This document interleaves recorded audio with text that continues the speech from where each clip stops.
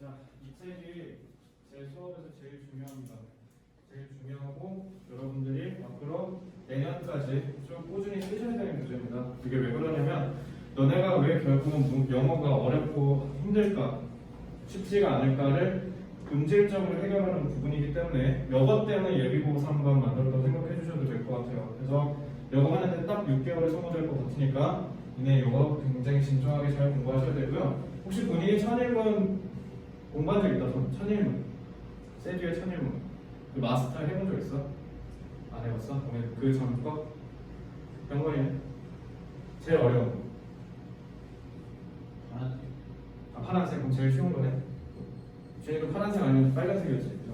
나머지는 안 해보셨죠? 자 요건 초록색 마스터라고 되어 있는 1001문에 그 문장에서 내가 니네한테 가르칠 만한 좋은 문장들만 솎아서 150문장으로 추린 거예요. 그리고 150문장을 추릴 때 원장님이랑 상의하면서 우리가 냈던 아이디어가 뭐냐면 힌트 아무것도 주지 말자. 얘가 분사구문인지 관계사의 계속적인 범위 이런 걸 줘버리면 얘네가 어떻게 하냐면 거기에 맞춰서 문장을 패턴화해버리니까 그럼 이러면 어떻게 돼? 실전에서 전혀 써먹을 수가 없겠죠. 그래서 힌트를 아무것도 안 주고 그냥 1번부터 150번까지 문장을 한번 스스로 해결할 수 있는 힘을 기르게 해주자. 그럼 이제 150문제를 속았잖아. 그럼 나머지 문제는 어떻게 할 거냐면 워크북이나 아니면 니네 데일리 테스트의 형식처럼 해서 추가 학습을 할 수 있게 내주려고 합니다. 알겠죠? 그렇게 하시면 되겠다라고 생각하시면 되고 그럼 오늘은 그러면 이 교재를 공부할 때 어떻게 공부를 해야 되냐 그 부분에 집중적으로 말씀을 드리도록 하겠습니다. 일단 영어가 어려운 이유는 그냥 진짜 당연하고 그냥 정상이야. 니네가 어렵다라고 생각할 수밖에 없는 건 왜 당연하냐면 영어가 너무나 우리랑 생각하는 게 다르기 때문인데 쉽게 생각하면 이렇게 생각하면 돼요. 이름만 보더라도 우리는 성을 쓰고 이름을 쓰는데 이건 중국이랑 한국이랑 일본 공통이죠. 근데 미국, 뭐 영국, 얘네 서양 애들은 성씨가 아니라 이름을 먼저 얘기하고 성을 얘기하죠. 그러니까 이렇게 이름을 쓰는 방법조차 다르잖아. 그지? 애초에 세상을 바라보는 눈이 다르기 때문에 영어는 당연히 어려울 수밖에 없어요. 그러면은 니네가 영어를 잘하려면 어떻게 되냐면 영어권 사람들은 대체 왜 영어를 이렇게 쓸까를 이해하셔야 돼요. 근데 문제는 한국에 있는 문법책들이 그 이해가 전혀 없어. 그냥 현상만 떡 집어가지고 그걸 알려주는 거잖아. 왜 그런지 말씀을 드리면요. 관사만 보더라도 그렇습니다. 관사의 뜻은 관사 뜻이 뭐야?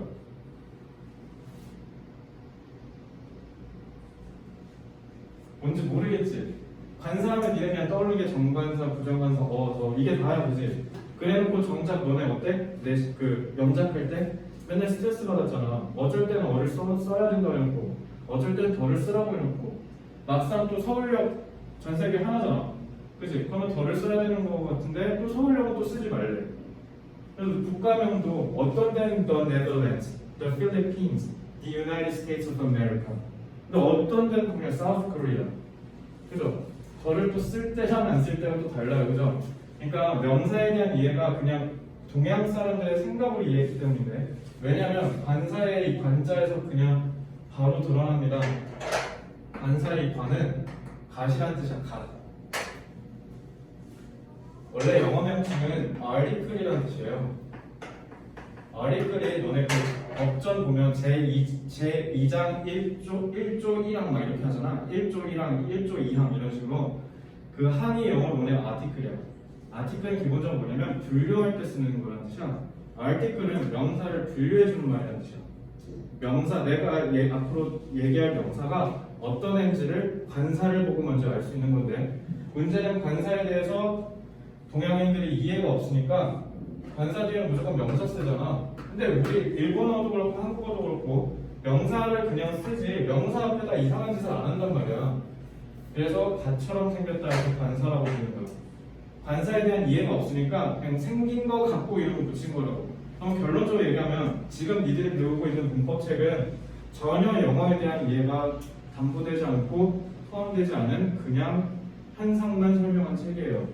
관사에 대한 이해가 없으면 니네가 어떻게 되냐면 예를 들어 너네가 나중에 내년 12월부터 알바를 하실 거 아니에요. 그죠? 알바를 하실 텐데 예를 들어 카페에서 일하다가 알바하다가 매니저로 승진했다 치자. 그냥 한 6개월에서 1년 하면 보통 매니저로 승진하니까. 그죠? 그래서 커피빈?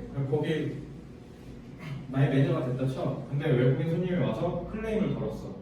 그래서 너네가 딱 왔는데 I'm a manager라고 하면은 뭐라고 하겠어? 너 말고 다른 놈 데려와라고 할 거야.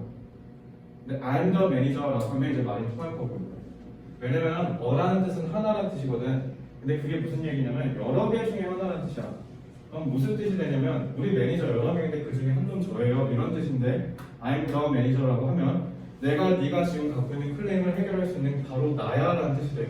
그래서 니네가 어라고 하냐 더라고 하냐에 따라서 그 원어민의 리액션이 달라진다고. 그러니까 관사는요 말을 할 때 어마어마하게 중요한 거야. 근데 그게 이해가 안 되잖아, 그지? 그러니까 결론적으로 얘기하면 너네가 그 사람들의 사고방식을 전혀 익히지 않은 채 외우면 어떻게 쓴다? 전혀 못 알아먹는 거야. 자, 영어는 핵심이 어디서 출발하냐면요 상업, 장사입니다. 우리랑 문명의 출발이 좀 달라요. 얘네는 장사에서 시작해. 그리고 장사뿐만 아니라 얘는 기본적으로 뭐였냐면 농사를 짓지 않고 수렵체질 왔다 갔다 하면서 장사를 하면서 그리고 남의 거 그러니까 얘네 솔직히 말하면 남의 거 뺏어다가 다른 사람한테 팔았어. 그렇게 해서 문명이 유지됐는데 언어가 장사를 하는데 편하도록 발전했어요. 그래서 관사가 왜 생겼냐면 장사할 때 편하도록 하려고. 내가 팔라는 명사가 어떤 성향인지를 먼저 명사를 얘기하기 전에 밝혀주는 게 관사의 역할입니다. 알겠죠? 그러면 이렇게 보시면 돼요. 농업 문명에서 출발한 한국어랑 상업 문명에서 출발한 영어는 어순이 달라요. 예원아, 농사 짓는데 시간이 중요해? 공간이 중요해? 공간이 중요해? 그럼 세종대왕이 왜 미쳤다고 물시계 해시계 만들었을까? 시계를 왜 만들었어? 농사 지을 때는 내가 지금 언제인지를 아는 게 중요하기 때문인 거예요. 그러면 농사 지을 때는 시간이 제일 중요하고 장사는 뭐가 제일 중요해? 어디서 파냐가 중요한 거거든. 그치? 그러니까 얼마나 지나가는 사람이 많은지에 따라서 임대료도 차이가 나죠. 그러니까 장사는 공간이 중요해. 그러니까 여기 봐봐. 이러니까 어순도 다른 거예요. 농업 문명에서는 시간이 중요하니까 우리는 시간을 먼저 얘기하고 상업 문명에서는 공간이 중요하니까 공간을 먼저 얘기하는 거야. 그러니까 어순 자체도 봐봐. 문명이 다르니까 애초에 달랐죠. 그러니까 애초에 사고방식이 우리랑 다르다고 그래요. 알겠지? 자, 그래서 우리나라 문법에 없는 게 뭐냐? 아까 말씀드렸던 관사, 조동사, 접속사, 전치사, 관계사, 그리고 단수 복수기능. 이거 우리나라 말에 없어요. 그죠? 그러니까 어때? 뻑하면 맨날 시험 문제 나오는 겁니다. 없으니까. 그치? 그러면은 문법 개념, 문법 공부를 왜 하는 거야, 준아? 우리나라 개념이 없으니까 공부해야 되는 거지. 준아, 왜 공부하는 거야? 문장 읽으려고 그래요. 문법 공부하는 이유는요, 니네 문법 문제 맞추려고가 아니야. 어차피 문법 꼴랑 한 문제 나오잖아. 내가 고3 때도 수능 때 두 문제 나와서 니네 이제 고작 한 문제야. 그거 틀린다고 해서 1등은 못 맞습니까? 아니요. 어차피 97점 맞으면 되잖아. 그치? 문법 문제를 맞추려고 하는 게 아니야. 그럼 국문법을 볼까요? 너네 그 언어와 매체하시는 분도 알겠고, 그리고 국어에서 문법 내신 할 때 보셨으면 알겠지만 의문의 변동이 어쩌고 저쩌고, 그죠? 교체, 탈락, 축약, 첨가 이렇게 하면서 너네 의문의 변동을 배울 수 있을 거야. 그러면은 영어도 마찬가지야. 만약에 진짜 국어에서 얘기하는 문법 문제가 나오려면 이제 이런 거 나와야 돼. 어퍼지션에 대체 모음 사이에 P를 두 번 강세 발음하는 이유가 뭘까요? 이런 걸 물어본 게 문법 문제겠죠. 그거 나온 적 있어? 아니야. 문법 문제를 왜 내는 거냐면 니네가 해석을 제대로 하는지 물어보려는 거야. 결론적으로 말하면 문법은요, 알고 있어야 제대로 들리고 제대로 말하고 제대로 쓰고 제대로 읽어요. 의사소통하는 데 있어서 제일 중요한 게 문법이야. 왜냐면 니네 지금 영어 시험이 그냥 단순하게 프리토킹 가능한지 이런 거 물어보는 시험이 아니라 대학교 원서를 제대로 읽을 줄 아는지를 물어보는 시험이에요. 그러면 애초에 니네가 읽어야 될 글 자체가 굉장히 고도로 어려운 글이라고. 근데 문법이 안 되면 어떻게 돼? 뭔 말하는지를 모르는 거야. 니네 결국 영어 시험 못 보는 이유는 뭐냐면 문법이 제대로 되지 않아서입니다. 그래서 레벨 테스트 때 니네가 문법을 아는지 물어보려고 가정법 설명해봐라, 관계사 설명해봐라 라고 한 얘기가 거기서 출발하는 겁니다. 자, 가령 이런 거야. 내가 여기와 철수가 좋아하는 과목을 공부하고 있다. 그러면 니네 맨날 여태까지 뭐 했어? 구문 분석했잖아. 그럼 한국어도 구문 분석해봐. 막상 쉽지 않을 거예요. 그죠? 그러니까 구문 분석을 하라고 했을 때 막상 한국어는 하지를 못한다고 니네가 점점. 근데 안 해도 돼. 안 해도 아까 문장 이해하는데 전혀 지장 없었죠. 그 이유는 뭐냐면 니네가 문법이 체화됐기 때문이야. 그래서 얘가 관용절인지 그리고 얘가 서술어인지 얘가 목적어인지 얘가 주어인지 굳이 몰라도 우리는 문장을 쓰는데 거리낌이 없다고요. 왜냐면 저렇게 쓰는 게 당연하다는 걸 알고 있으니까. 됐지? 근데 그럼 영어는 왜 자꾸 니네가 구문 분석이란 걸 했냐? 문법을 일단은 잘못 알고 있어서 너네가 틀리는 경우가 많았고, 그리고 문제는 문법을 제대로 써먹지 못한다는 겁니다. 관계대명사를 몇 년째 공부했어? 준아 언제 공부했어? 맨 처음에 관계대명사 중학교 때? 지금 해도 모르잖아. 지금 설명하라고 할 수 있어? 자신 없어? 이게 문제잖아, 그치? 지금 고3 문턱까지 왔잖아. 좀 있으면 끝나잖아, 그치? 중학생 때부터 뭐 하다 보면 되겠지 하다가 어찌저찌 흐르고 세월 지나고 와서 고등학교 2학년 됐는데 세상에 내신은 3, 4, 5 막 이러네. 대학은 못 가겠네. 그래서 니네가 마지막으로 공연시처럼 선택한 게 여기 아니에요? 그죠? 제대로 써먹을 수 있도록 준비를 하셔야 되겠죠.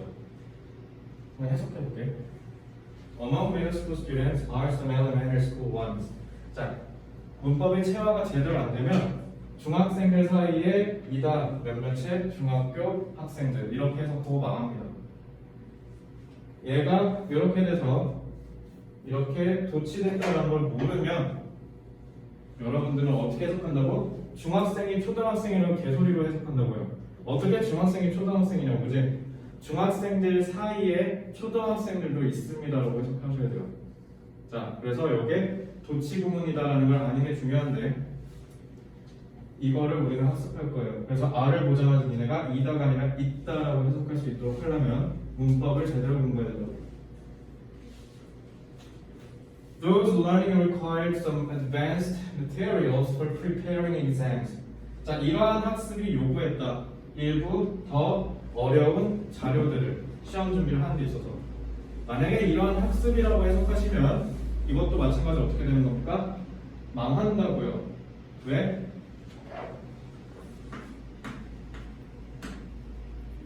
학습을 하고 있는 애들이 요구했다고. 렉스칸 공부 잘하는 애들이 좀 더 어려운 거 없어요? 라고 하고 요구했다는 뜻이야. 근데 이러한 학습이라고 해석하시면 어떻게 된다고? 해석이 이상해지겠죠? 다음 Many measures have been ignored. 많은, 이건 measure는 방법, 대책이라는 뜻이야. 많은 대책이 여태까지 무시가 되었대.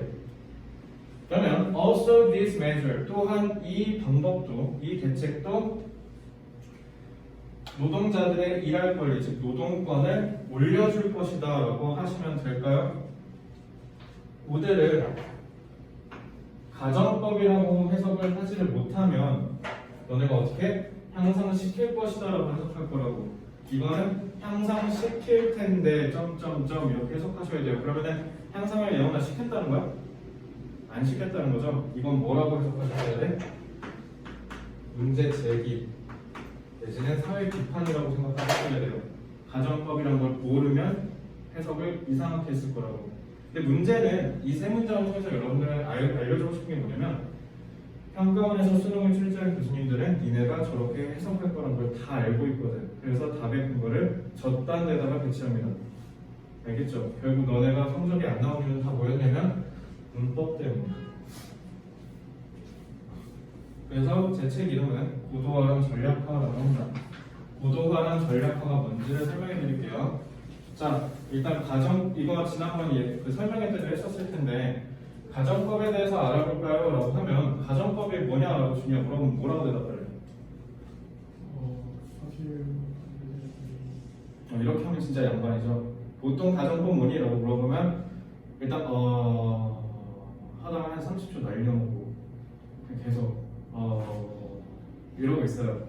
그러다가 이제 좀 입을 좀 떼면 보통 뭐로 시작하면 if로 시작하고 그냥 진짜 뭔지 모르겠다라고 하면 가정하는 법이라고 얘기를 해요.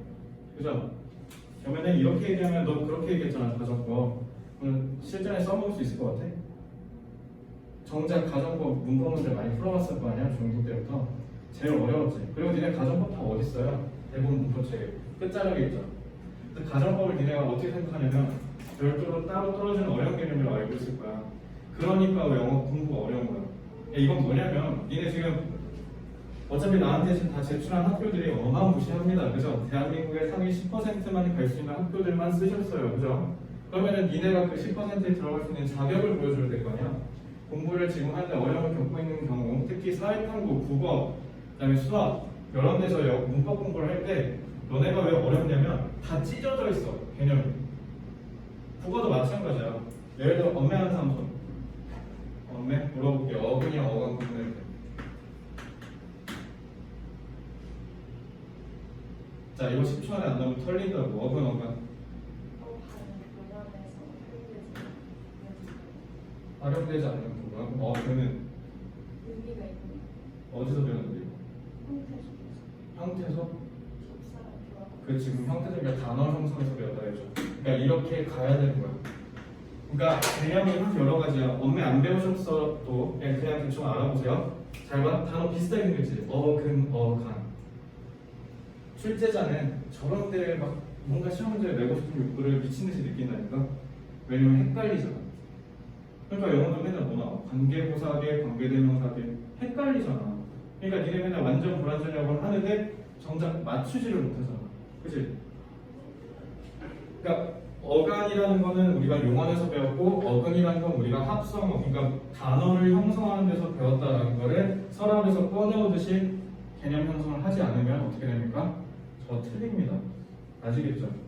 그래서 이것도 마찬가지로 가정법에 대해서 알아볼까 라고 했을 때 이러고 있으면 안 돼. 그러니까 내가 지금 가르쳐 주려는 건 뭐냐면 가정법이 별개가 아니라는 거.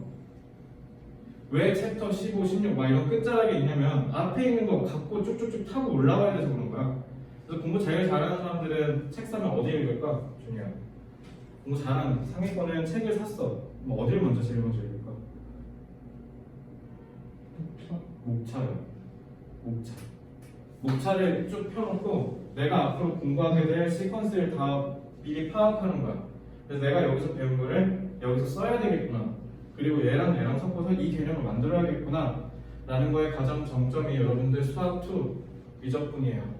함수의 극한을 알아야 미적을 할 거고 미분을 할 거고 미분을 해야 적분을 할 거 아닙니까? 이게 하나로 딱딱 연결돼야 돼. 함수의 극한 따로 놀고 미분 따로 놀고 적분 따로 놀고 있으니까 니네가 미적분이 어려운 거야.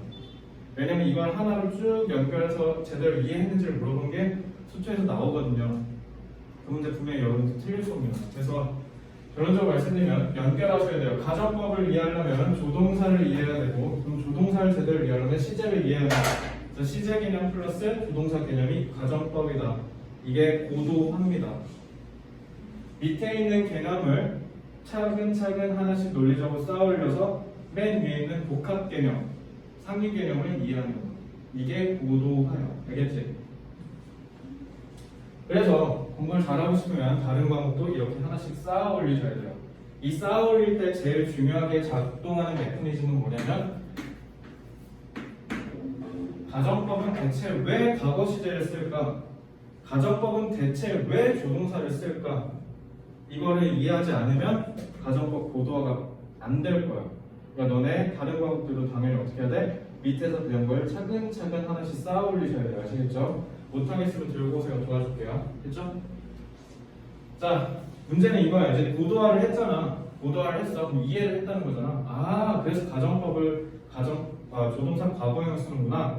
이해를 했다 칩시다. 근데 문제는 또 어디서 출발하냐면 아는 거랑 쓰는 거랑 또 달라.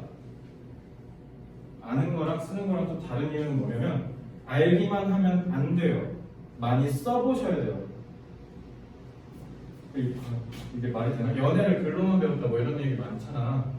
그죠? 뭐 모태솔로인데 하도 친구 상담을 많이 해줘서 연애에 대해서 빠삭해 막. 문제 그 사람 뭐라고? 모태솔로라고. 정작 자기한테 연애의 기회가 와도 그걸 못 받아먹겠죠. 직접적으로 써보는 거랑, 그러니까 이론이랑 실전이랑 다르다는 얘기를 너네 많이 들어봤을 거예요. 그죠? 그러니까 이론적으로 아는 것도 중요한데 그 이론을 실질적으로 써먹을 수 있는 것도 연습을 하셔야 돼요. 그게 전략파입니다. 전략화라는 건 뭐냐면 니네가 배운 어법 개념을 전략적으로 잘 준비해서 언제든 써먹을 수 있는 연습을 계속하는 게 전략화다라고 생각하시면 돼요. 그래서 독해에 필요한 어법 개념을 어떻게 할 거냐면 간소화할 거야.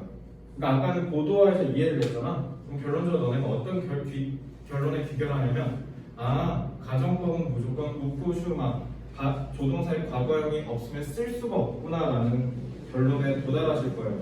그러면 이렇게 할 겁니다. 연관한 가정법 하면 뭐라고? 우쿠슈마 이렇게 얘기하라고 할 거야. 알겠죠? 이게 전략화입니다. 그러면 너네는 문장에서 우쿠슈마가 있는지 한번 확인하면 돼. 가정법이네. 가정법에 맞춰서 해석해야지 이 프로세스를 연습하는 거야. 알겠죠? 그래서 그게 바로 뭐냐면 전략화입니다. 그럼 제일 중요한 건 전략까지 제일 중요한 건 간소화해야 돼. 간소화한다는 게 이게 진짜 어려운 게 너네 이런 거야. 발표 준비할 때 제일 쉬운 게 뭔지 알아? 길게 주저리 떠드는 거야. 근데 제일 어려운 게 뭐냐면 그 긴 대본을 압축해서 중요한 것만 핵심적으로 얘기할 수 있는 능력이 제일 중요해요. 그래서 대학교들이 절대 포기하지 못하는 수시 전형 중에 하나가 뭐야? 논술이야. 논술 능력이야말로 그 사람이 똑똑한지 확인할 수 있는 아주 대표적인 척도거든. 너네가 읽은 내용을 요약할 수 있다. 그 요약한 걸 통해서 내 생각을 얘기할 수 있다. 이것만큼 똑똑한 건 없거든요. 그래서 모든 대학들이 다른 건 다 갖다 버려요. 논술은 포기 못한 이유가 그겁니다. 특히 상위권 서울대학교. 알겠죠? 자, 그래서 간소화하는 걸 다 도와드릴 거예요. 그러니까 니네 책 한번 봐봐. 쭉 넘기다 보면 막 중간중간에 골프 처리해서 전략화 이렇게 돼 있을 거야. 다 그걸 너네가 되뇌일 거예요. 전략화. 수현이는 저랑 몇 번 수업을 했으니까 관계사 이렇게 바로 탁 튀어나오는 거 이게 전략화라고 하는 거예요. 나 알겠죠? 자, 그런 식으로 다 정리할 겁니다. 문법 되게 별거 없죠? 문법 아마 해봐야 15쪽도 아닐까? 니네 여태까지 만나봤던 문법 숙제 다 막 두꺼웠잖아, 그죠? 저는 그 안에 다 끝내드릴게요. 어차피 니네 다 한 번씩 책 본 적 있잖아, 그지? 그걸 다 요약해줄게요. 그래서 계속 얘기했죠? 구문부서 하지 마세요, 아시겠죠? 나랑 약속하셔야 되는 건 뭐냐면 저는 구문부서를 일체시키지도 않을 거고 하나보도 안 할 거예요. 그리고 저마저도 해설할 때 구문부서 잘 안 합니다. 기껏 해봐야 동사 주어 정도 잡아주는 수준일 거고 내신이 아니라면 저는 저거 절대 안 합니다. 알겠죠? 왜? 끊고 뭐 V 쓰고 S 쓰고 이거 하고 있으면 어떻게 70분 안에 빨리 풀어야 된다며, 그죠? 그러니까 우리는 어떻게? 저거 없이도 아까 영희와 철수가 뭐 하던 그거 한국어를 구문분석하지 않고도 읽을 수 있는 그 능력을 똑같이 만들어 드릴 거예요. 아시겠죠? 그럼 제일 중요한 게 뭐라고? 체화. 체화를 하면 어떻게 해야 된다고? 복습. 알겠지? 시드라고 그냥 들어가는 교재는 다 뭐냐면 니네가 복습을 안 하면 안 돼. 복습을 해줘야 실력이 올라요. 그래서 결국 니네가 70분 안에 45문제를 다 풀려면 어떻게 해야 된다? 문법이 탄탄해야 돼. 알겠죠? 문법이요. 앞에 고도화 있지? 문법 정리. 딱 2타임만 쓸 거예요. 딱 3시간 안에 마스터 시켜줄게요. 알겠지? 그래서 내용이 겁나 짧습니다. 겁나 조금이고요. 알겠지? 그래서 겁나 빨리 정리하고 제일 중요한 건 뭐다? 요거. 그래서 150문장을 여러분들이 제대로 복습을 해주셔야 돼요. 아시겠죠? 자, 아까도 말씀드렸는데 무산순위 다시 한번 설명드릴게요. 자, 이 지문에서 무산순위 상이 뭐냐면 모르는 것이 많아서 그냥 복습을 무조건 해야 되는 거 그냥 다 성처리하시면 되고, 모르는 게 한두 개가 있는데 그거 그냥 빨리 하면 될 것 같다. 시험이 가까워졌을 때 단어 몇 개만 보면 끝날 것 같다. 그건 중요해요. 이거 지금 너네 내신이랑 같이 얘기해 준 거야. 니네 내신 3주밖에 안 할 거잖아. 근데 한 60, 70점은 나와야 되잖아. 그지? 그럼 어떻게 해야 돼? 쓰레기 같은 거는 공부 안 하고 필요한 것만 공부하는 연습을 하실 거예요. 알겠죠? 그래서 우선순위 그때도 매길 텐데 이렇게 매기시면 돼요. 하인 건 그냥 아예 안 한다라고 생각하시면 돼요. 그럼 너네 결국 내신할 때 뭐 하면 돼? 3주 전에는 상만 미친 듯이 보고 시험 하루 전에는 중만 미친 듯이 보고 시험 보러 가시면 돼요. 그렇죠? 근데 시드 부스터 있죠? 요건 우선순위 구분하지 마세요. 그냥 다 하세요. 아시겠죠? 150문장밖에 안 되니까. 그거 빈칸이 다 몇 개냐면 10개씩이야. 결론적으로 얘기하면 한 문장을 10번 복습하고 끝내자. 알겠죠? 그래서 10번씩 모든 문장 다 복습하세요. 시드 부스터는. 그래서 거기 보면은 그래서 그 뒤에 전략화 연습 있지. 전략화 연습 쪽으로 가볼래? 전략화 연습 쪽으로 가보면 가령 뭐 25페이지 아니면 21페이지? 자, 여기가 이제 시작이잖아. 여기 보면 복습 관리 아까 말씀드렸지만 우선순위는 지금은 구분하지 마십시다. 그냥 다 하시면 되고요. 내년 정도 가서 우선순위 구분하세요. 자, 그리고 우선순위 팁 하나 주면 연필로 해, 연필로. 왜냐면 니네가 실력이 바뀜에 따라서 우선순위가 바뀔 수 있거든요.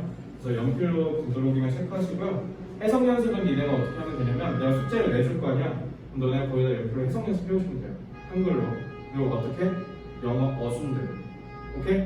영어 어순대로 해오시면 되고요.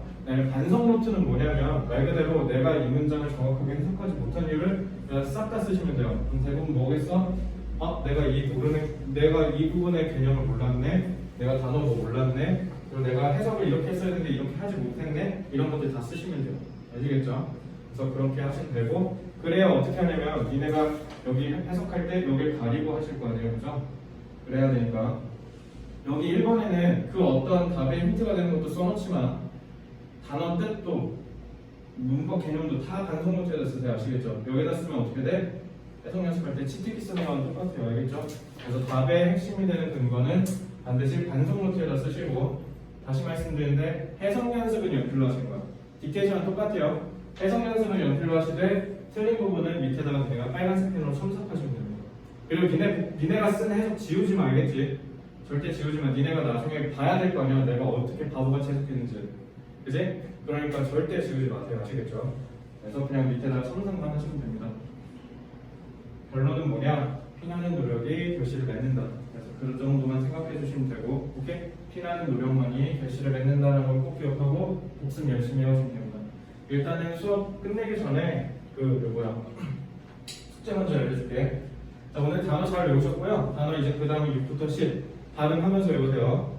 그리고 오늘 했잖아, 그지? 딕테이션 하신 거 우선순위 다 체크했지? 체크하셨죠? 상으로 된 거 복습 체크 3번만 하시면 되는데 대본 보고 하든 안 보고 하든 3번씩만 하시면 됩니다. 됐죠? 그리고 독해는 따로 하지는 않을게요. 자, 오늘 여기까지가 전략해야 되는 인트로고요. 그 앞에 보면 영어 공부 바로잡기 있죠? 거기 부분만 좀 간단히 책 읽듯이 한번 읽어보세요. 그거 읽어보는 시간 좀 가질게요.